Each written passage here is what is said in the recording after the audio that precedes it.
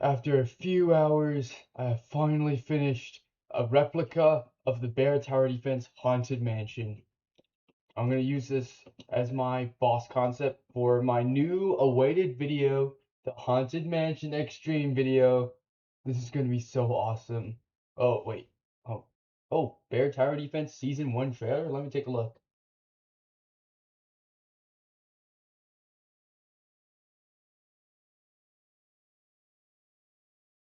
Alright, you know what? I think it's time for a content change. Okay, so new update, right? That means new players. So okay, I got an idea.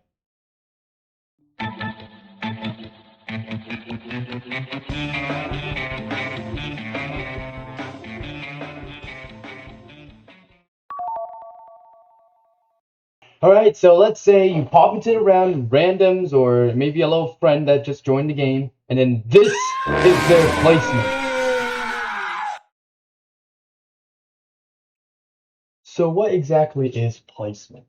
So take a look at the circle under this bucket head. So see, you can place him on this platform. If it's green, you can place him. If it's red, you can't. It's pretty self-explanatory.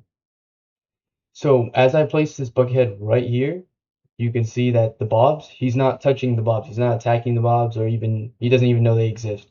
It's because, they're out of range. So you see, I can fit two bucket heads per lane on this platform. You see that? So let's say I place a bucket head in the middle. Like let's just put it in the middle. You see, there's a lot less space to work with. See, I unlike the other two buckheads, I can't place them even on the sides.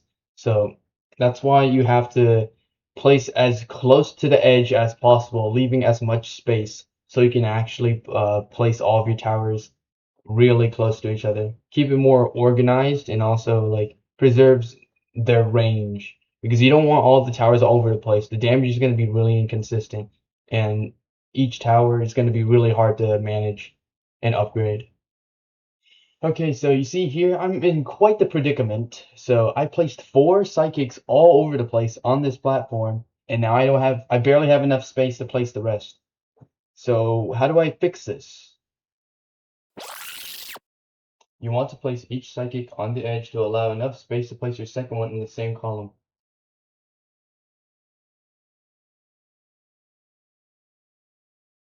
If done correctly, you should have enough space for more towers.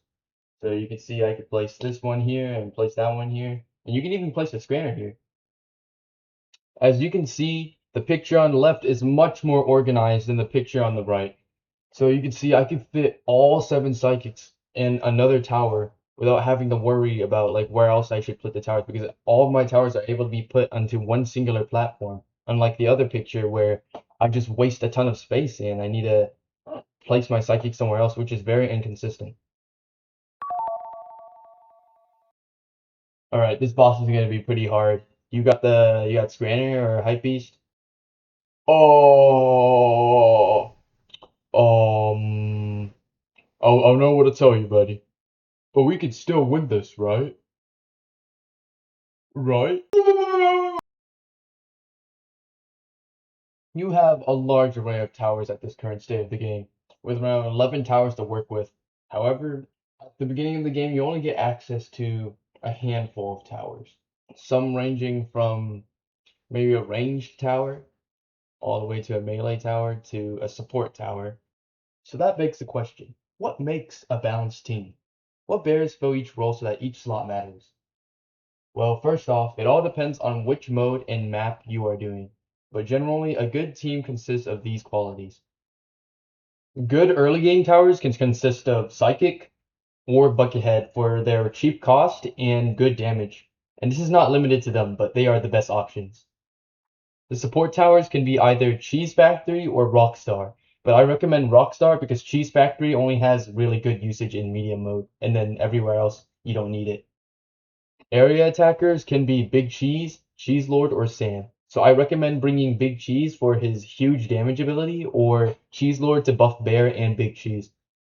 I wouldn't really recommend using Sam at all because he gets heavily outclassed by these two, and you don't really see a usage in him because he's very map dependent.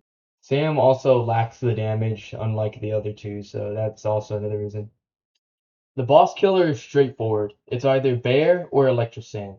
So those are the only two boss killer towers in the game, and you'll be mostly working with Bear. These are the types of towers that you place last after you've maxed out everything else. Finally, we have the Staller, which are basically towers that can help keep the boss in place for towers to kill them off. Towers such as Scranner and Hypebeast get this job done. If you don't have any Stallers, then you should replace that slot with a tower that can deal enough damage. Now you may be wondering, why are there only 5 of these guys? Isn't there like a max total of 6? So really, there's not a lot of options to choose from. I'm not gonna lie. So you could treat the 6 option as like an extra. You could bring any other tower.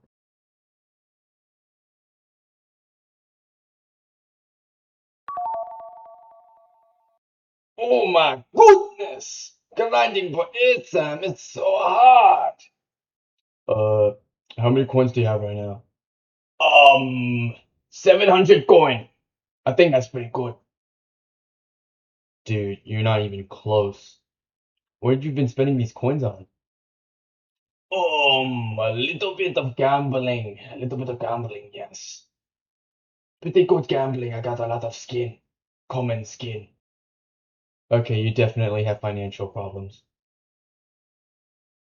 I can't stress this enough. Spend your coins on towers first. Gameplay over cosmetic. Please. I don't really have much to say about this section, but mainly don't spend your coins on capsules, banners, or any held item other than Cobra Tooth. You don't want to be spending stuff on vanity. No more consumerism. You gotta save coins to get these towers or you'll be very behind. Hey buddy, what you doing? Oh, I'm doing great actually. Here, have a look at my towers I'm placing right now. As you can see here, this is an example of how to not place your towers. So while we did discuss about placing towers, we need to know how to use each tower efficiently. If I listed how each tower individually worked, it would be quite a while, so I'll just sum it up like this. Melee towers are meant to stick to the path and cover as much ground as possible with their limited range.